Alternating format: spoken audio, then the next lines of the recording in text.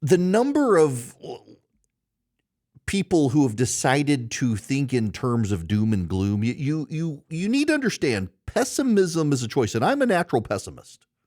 I mean, my motto is why pray when I can worry. But the media is taking this to new heights. I don't watch a lot of TV news. I used to be in the TV news. I was a talking head on television and occasionally still do. I got to be on TV this week.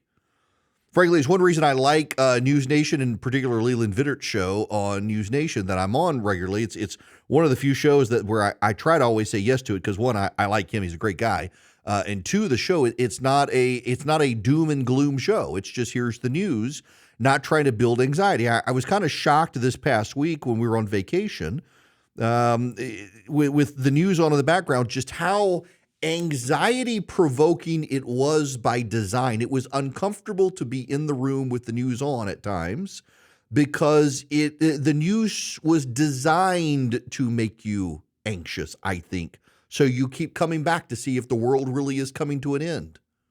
It doesn't have to be that way, but it's what I think a lot of people want. A lot of people are in a state of mind right now where they think the world is coming to an end. This eclipse is playing on it. So there was an earthquake in New York City New York City! There was an earthquake. It was actually in New Jersey.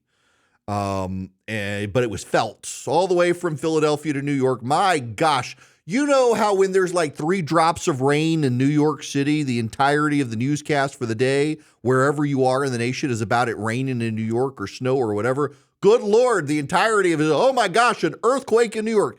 People in Los Angeles were like, and y'all think we're annoying when we talk about earthquakes. It's a minor earthquake, 4.7, 4.8, stuff fell off walls in different places. Wasn't like what happened in Taiwan. They had a massive earthquake in Taiwan. Buildings fell over. It's remarkable. The architecture in Taiwan is so robust and adaptable to earthquakes that less than 24 people died in a massive earthquake. But it's the doomsaying. It's by design. It is intentional. And I think more and more people are less and less aware that they're being played. What caught my mind on this, and the reason I wanted to talk about it, is while I was on vacation, I saw this story. The line, let me just read you the beginning here. The line between science and fiction blurs when it comes to the Earth's water cycle. Humanity's relentless intervention is transforming this delicate balance, leaving scenes of arid landscapes and failing crops, a preview of a far more dire future.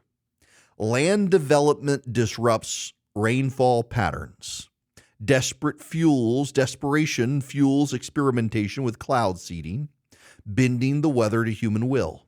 The stuff of dystopian novels is fast becoming our inconvenient reality. To grasp the magnitude of these changes, a team led by Colorado State University's assistant professor Patrick Keyes has embarked on a daring experiment.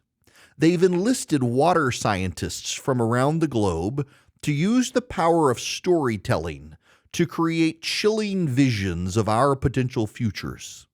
This unique effort is a desperate bid to understand the far-reaching consequences of our actions.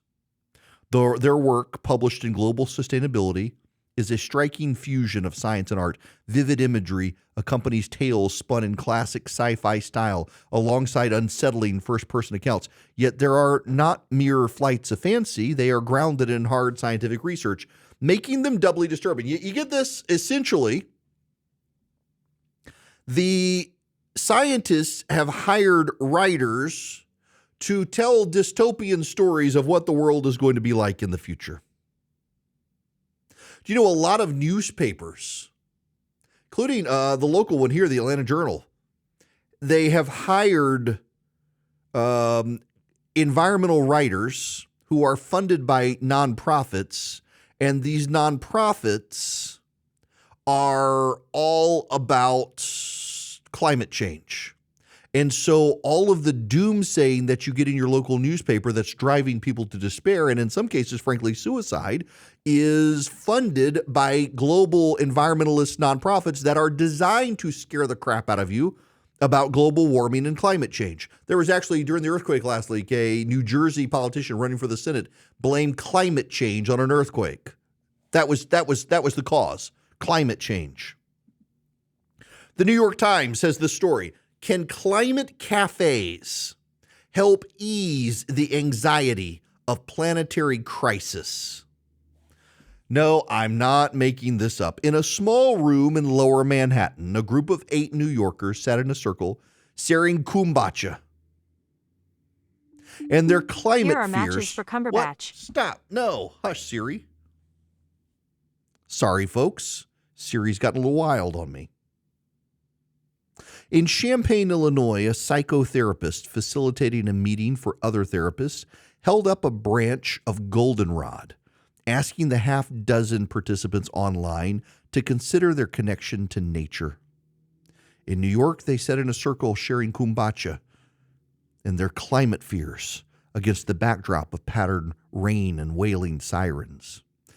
In Kansas City, Missouri, a nonprofit that runs a weekly discussion on Zoom began its session with a spiritual reading and a guided meditation before breaking into groups to discuss topics like the ethics of childbearing amid a fast-rising global population and concerns of resource scarcity. All were examples of a new grassroots movement called climate cafes. These in-person and online groups are places for people to discuss their grief, fears, anxiety, and other emotions about the climate crisis. Where are they getting the idea of a climate crisis from? From the newspapers that are now telling us about the climate cafes. The newspapers that are funding environmentalist journalists who are funded by left-wing advocacy groups who want to scare the crap out of you, hoping that by scaring you, it'll provoke change to climate action. Remember, the New York Times and other major media outlets have praised a new book turned movie about blowing up pipelines as a way to fight climate.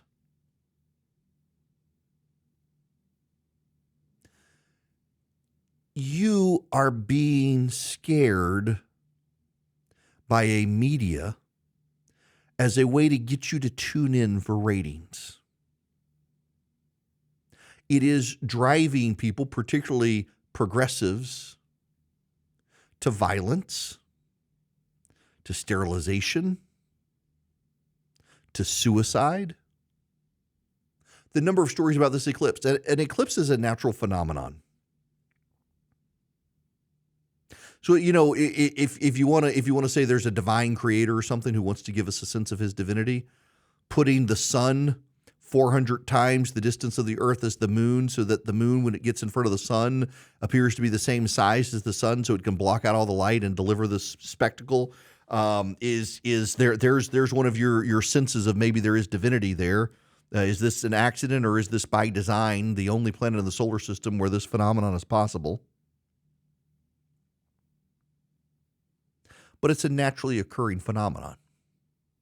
Not to get theological with you, but one of the things I find very cool in Scripture is in Genesis 1, you've got Moses, who was raised a prince of Egypt, who the sun and the moon were gods. He writes in Genesis 1, the only religion at the time that believed this, every other religion on the planet at the time that Genesis 1 was written, whether you believe it was written in exile in Persia or whether you believe it was written by Moses, every other religion on the planet of the earth said the moon was a god. The moon was a god or a goddess. And here comes Moses, or the Jews say, nope, it's just an object in the sky, not to be worshipped. It's just an object in the sky.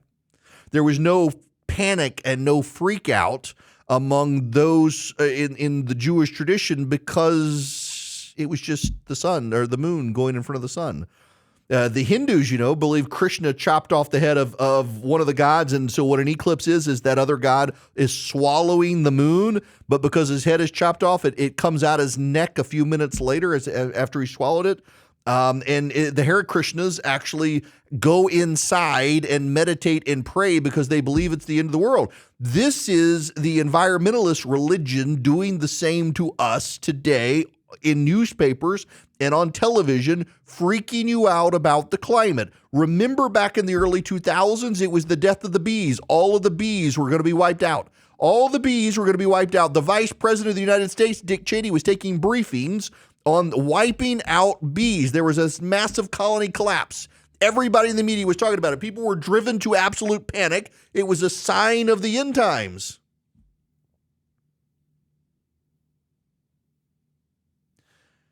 And you know what?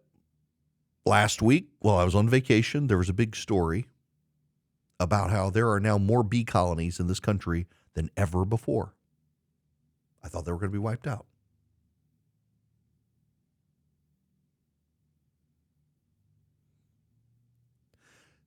They're trying to make you panic.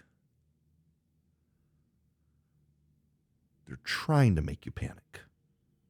They're building anxiety. They're using this eclipse as another way to build anxiety. There are smoke rings coming out of Mount Etna. Like smoke rings. You know how, so I had a grandfather who he would smoke cigars and he would blow out these rings. My mom's dad, I remember when I was a kid, he would go out of his way for me, especially when he wasn't trying to burn me with a cigar. He would smoke rings, puff rings out of his mouth with the cigar smoke. It was really cool to watch. I think on one time smoking a cigar, have I been able to do that? Mount Etna is blowing out perfect rings. It's another sign of the end times, except did you know that Mount Etna regularly does this? It's not a unique phenomenon. It's something that has regularly been done. Now, those of you who are believers, you know Scripture talks about the birth pangs of the end times. Maybe we're in it. I'm actually predisposed to think maybe we are. But here's the bottom line point.